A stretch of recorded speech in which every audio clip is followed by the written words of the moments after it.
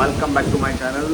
Finally ಇವತ್ತು ಒಂದು video ಮಾಡೋಕೆ ಒಂದು ವ್ಲಾಗ್ ಮಾಡ್ಬೇಕಂದ್ರೆ ಒಂದು ಏನೋ ಒಂದು ರೀಸನ್ ಇರಬೇಕಂತ ಇಲ್ಲ. ಸೊ ಅದಕ್ಕೆ ಮಳೆ ಬರ ಹೊಂಟಿತ್ತು ಅಂತ ಹೇಳಿ ಒಂದು ವ್ಲಾಗ್ ಮಾಡೋದು ಅನ್ಕೊಂಡೆ. ಆ್ಯಕ್ಚುಲಿ ನಾವು ಒಂದು ಈ ರೇಂಜಿಗೆ ಮಳೆ ಆಗಿದ್ದಕ್ಕೆ ಒಂದು ಸ್ವಲ್ಪ ಬೇಜಾರಾಗಿ ತಲೆ ಕೆಡಿಸ್ಕೊಂಡು ಹೆಂಗಪ್ಪ ನಾಳೆ ಅಂತ ವಿಚಾರ ಮಾಡ್ತೀವಿ.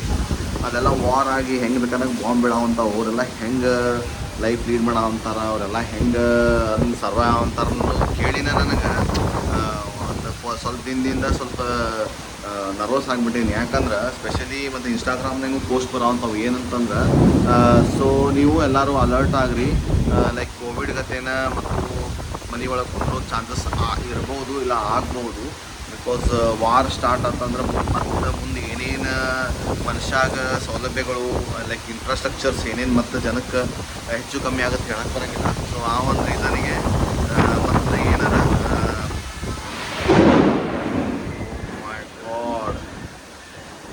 ಇದ್ರೆ ನೆಮ್ಮದಿಯಾಗಿ ಇರಬೇಕು, ಆದ್ರೆ ನೆಟ್ಟಲ್ಲಿ ಇರೋಕ್ಕೆ ಕೊಡೋಂಗಿಲ್ಲ ಹಂಗೈತಿ.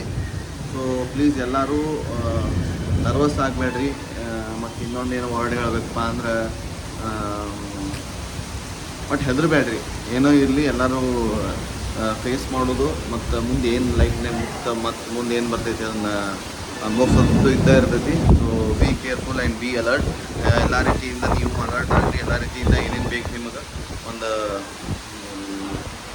ಪ್ರಿಪೇರ್ ಒಳಗಿರಿ ಅಷ್ಟೇ ನಾನು ಹೇಳೋದು. ಯಾಕಂದ್ರೆ ನಿಮಗೆ ಗೊತ್ತೇ ಇರ್ತೈತೆ ಅದ್ರ ಬಗ್ಗೆ ಎಲ್ಲ ಏನು ಹೇಳಬೇಕಾಗಿಲ್ಲ. ಯಾಕಂದ್ರೆ ನಾವು ಕೋವಿಡ್ ಅಂತ ಎರಡು ಲೈಕ್ ಬಿಗ್ ಬಾಸ್ 1-2 ಸೀಸನ್ ಗತಿನ ಎರಡು ಥರ ಕೋವಿಡ್ ಬಂದಿತ್ತು. ಸೊ ಫೈನಲಿ ಕೋವಿಡ್ದು ಏನಾಕೈತೆ ಅಂದ್ರೆ ನೆಕ್ಸ್ಟ್ ಮತ್ತೆ ಇದೇ ಥರ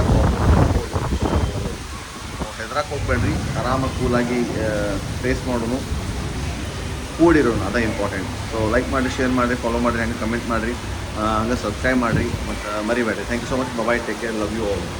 ಸ್ವಲ್ಪ ಫಂಬಲ್ ಭಾಳ ಆಗ್ಯಾವು ಬಿಕಾಸ್ ಮೈಂಡ್ ಒಳಗೆ ಏನಾರ ಮಾತಾಡ್ಬೇಕಂತ ಬಂದಾಗ ಈ ಮಳಿದ ಮತ್ತು ಸಿಡ್ಲಿಂದ ಭಾಳ ಡಿಸ್ಟರ್ಬೆನ್ಸ್ ಆಗೋದ್ರಿಂದ ನನಗೆ ಕರೆಕ್ಟಾಗಿ ಮಾತಾಡೋಕ್ಕಾಗಿಲ್ಲ. ಸೊ ಪ್ಲೀಸ್ ಏನೋ ತಪ್ಪಿದ್ರು ಸಾರಿ. ಬಾಯ್, ಟೇಕ್ ಕೇರ್.